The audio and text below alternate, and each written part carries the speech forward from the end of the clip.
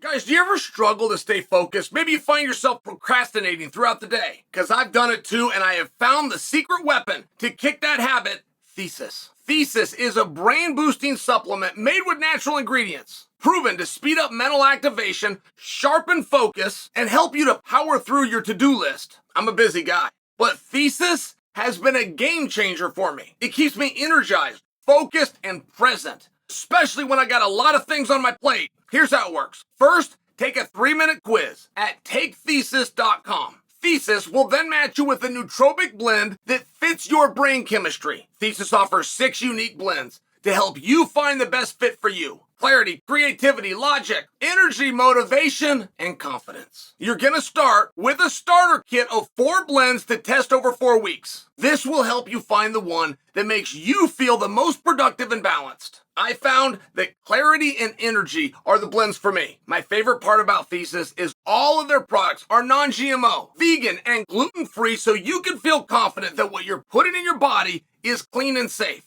For a limited time, you can save $60 on your first subscription order if you use the code Chael. Head to takethesis.com and use the promo code Chael. Maximize your mind with Thesis today. Alex Pereira. See, this is beautiful, guys. This is beautiful right here. Now, Alex Pereira is a lot of things, but I have not caught him being a troll. I've caught him trolling. Trolling and being a troll are very different things. And in the world of the internet, they're both things that require mastery, which perhaps he has. There was a point in time when I could tell you every piece of social media Alex had ever put out. They were so good and so captivating, I could remember all of them. I can tell you about the time he kicks a soccer ball, picks up an arrow and picks up a bow and shoots an arrow right through it. I can tell you about the time he's on what they call it a hoverboard and he's shadowboxing. Like, the guy is very interesting. He adopted some kind of a concrete statue. He and his wife, they had this bit where they were together and the wife was like proud, like this was their baby. And Pereira has the straight face, like he has absolutely no emotion. I fell for it. I didn't realize it was the concrete statue. He said that he made an adoption. I actually responded to him on social media and said, hey man, that's really cool. You're a hero. You just changed a life that you didn't have to. I fell for it. I didn't get what he was doing. Now he's working this word. He's coming out and saying chomo, and he's even putting it on shirts. And I'm just sharing for you, like, that's trolling, but that's not a troll. He comes out today. He says that Ankalaev turned his fight down. As a matter of fact, that's the whole reason he's fighting Roundtree. He's going to fight Ankalaev, the number 1 ranked guy, the guy he said he was going to fight, the guys that you guys said you wanted to see him fight, the only guy in the division that DraftKings, my partner, has as a favorite over him. He said he was going to fight him, but Ankalaev wouldn't fight him. He turned it down. And that would change everything. I mean, any ideas about not being the right guy or going a Roundtree as a way of protecting Alex, or the UFC making this decision because it was better for their division as a like any of these, they're gone. They would blow up in your face. And Ankalaev says that's not true. Now, of course it's not true. It's ridiculous. It's completely ridiculous. Like, we don't need a discussion about this. Of course Ankalaev did not work his way up the card and go through all the stuff that he went through to try to become champion, only to turn down his shot at the champion. Like, it's just insane. Not to mention, Raychik is as hard of a fight as you're going to come across. Period, in the end. Like, Pereira is no harder than Raychik. He might do certain things that are hard. He might punch you a little bit hard, but that is no harder of a night. I mean, and I'm being silly. We don't even go down that road. Absolutely, Ankalaev did not turn down Pereira. In any circumstance, short notice, long notice, this weight, that weight, these rules, that jurisdiction, there was no offer to Ankalaev opposite Pereira that was turned down. Pereira says that there was. And he's never trolled before. That's where this is so interesting. See, it's not as simple as, wow, that was really great entertainment, Alex. Thank you for that. Thank you for giving us something, which is how I felt when he booted the soccer ball and then shot the damn thing with a bow and arrow. Like, I felt, hey, thank you. That was cool. Thank you. But this is a little bit different. It's not over quite at he turned it down. Now see, if you're gonna go down that road, I wish you'd go further.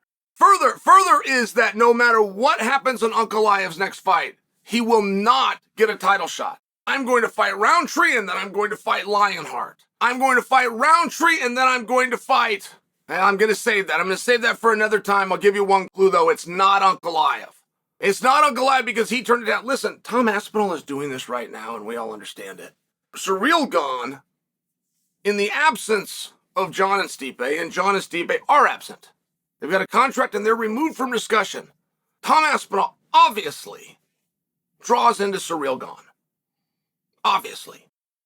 But Tom, before he had the belt, offered that to Ciryl, even flew out to see him face-to-face, and Ciryl didn't do it. So now that Tom's got the belt, Ciryl's decided he's going to come back, and Tom's saying, no. I needed you. I came to you.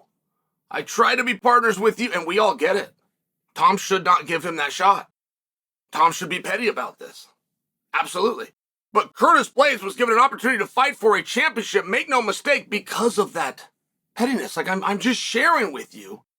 If you, in Alex's shoes, were to come out and say he was offered it, he didn't take it, I'm not going to offer it to him again. I'm not wasting any more time with him. The same as I've moved on to Roundtree, I've even got my next opponent lined up. And I'll share that with you at another day. Could you imagine if you're in Ankalaev's spot? Could you imagine how insane you would be going, particularly if Pereira stood on this? Every interview he does, which is very few. Every word that he spoke, which is very few. Not to mention they're all stoic. He's got the ultimate poker face. That's part of the character, is he doesn't smile.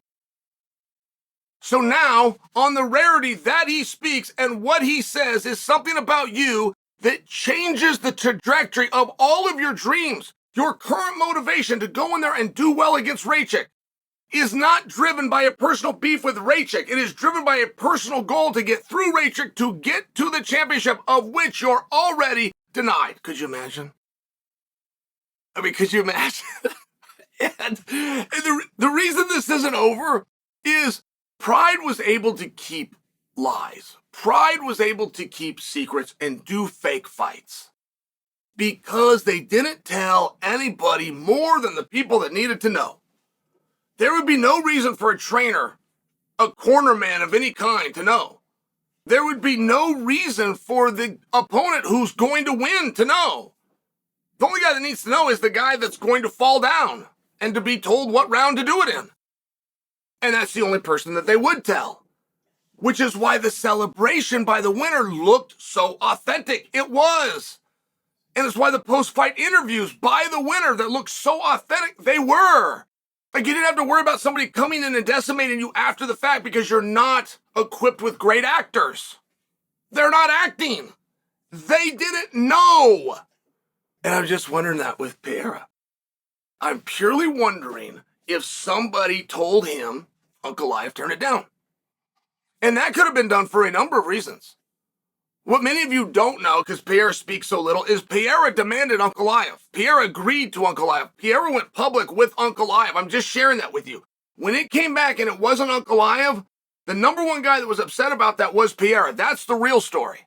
Now, how do you get him to Roundtree? Well, you get him to Roundtree because you book Ankalaev 3 weeks before. Now he's not even an option. He's gone. He's not an option because not only is he gone and tied up with Raychik, he actually has already turned you down. So you, Alex, that wants to stand on principle and not fight anybody because you know Ankalaev's the right guy, are now comfortable signing a contract with Roundtree because you were told that Ankalaev turned it down with within your competitor code would allow you to go to somebody else. So I'm wondering, was he told that? That would be one reason to do it. And another, just simple misinterpretation, right? You got Russian to English to Portuguese, back to English, and then sent over to Portuguese. It's one of these things where there could just be a confusion. So, I'm curious. I hope it was the first. I hope that Pereira has become a troll. It would be amazing. Champions don't troll. They don't have to. The champion doesn't have to go get a fight. He doesn't have to pick a fight. He doesn't have to draw somebody out. His next fight will be a championship fight because he's bringing the belt. It'll be for all the money. You don't need to have the conversation. It will be a main event. You'll be on the poster and get to do the countdown shows and put up on a billboard. Everybody else who's trying to get there has to try to troll. So if we saw a champion who started to do that and embrace the entertainment side, I'm just sharing with you, I would personally love it. And I think we will have our answer. Is that the kind of champion that we have? We will have our answer if we could get to the bottom of, was this a troll or was Alex Pereira lied to?